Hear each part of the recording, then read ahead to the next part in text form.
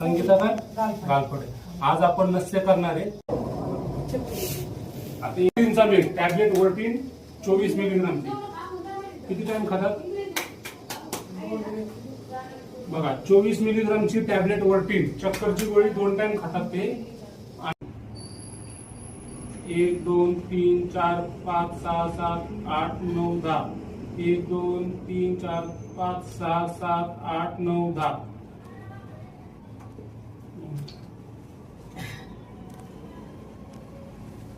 जीभ बाहेर काढणं लय महत्वाचं.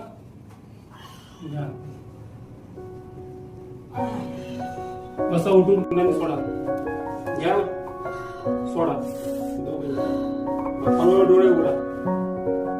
नाकातून तेल बाहेर आलं, औषधी तेल इथं गेलं म्हणतात. जाता होता काय करून शिरोद्वार नस्य.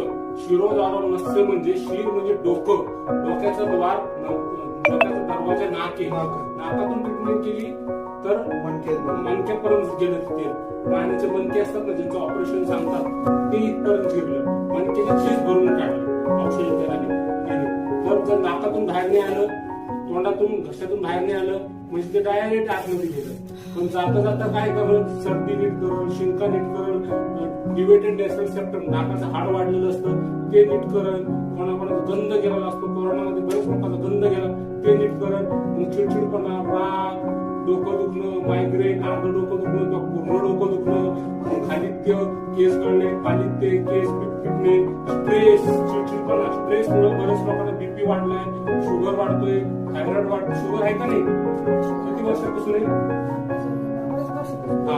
स्ट्रेसमुळे बीपी, शुगर, थायरॉइड हे आजार नॉन कम्युनिकेबल डिसीज म्हणतो आपण, जे वाढायला लागले. त्याच्यामुळे जर हे स्ट्रेसच नसलं म्हणतो मला काही टेन्शन नाही, कोणी म्हणतं, आणि तोच खातो बीपीची आणि शुगरची गोळी, तोच म्हणतो मला काही टेन्शन नाही. ऍक्च्युली टेन्शन असतं सगळ्याला. पण ते कसं कमी करायचं? शिरोद्वार नस्य हे पंचकर्म करायचं. जाता सगळं दरवाजा मोकळा करायचा आणि ते इथं शिकायचं. हे प्लस पॉइंट आहे. एक कर्म त्याचे 10 ते 20 फायदे. शॉर्ट मध्ये सांगितलं भरपूर फायदे आहेत नसल्याचे. ठीक आहे. आता तुम्हाला कसं वाटतं? कसं म्हणजे हलकं वाटतं, बरं वाटतं?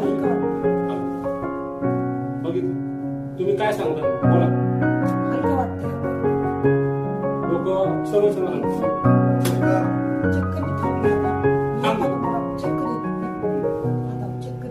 थांबले. त्यांना टॅबलेट वर्टीन 24 मिलीग्राम चालू आहे. तर आपल्याला त्यांची चक्कर बंद करायची.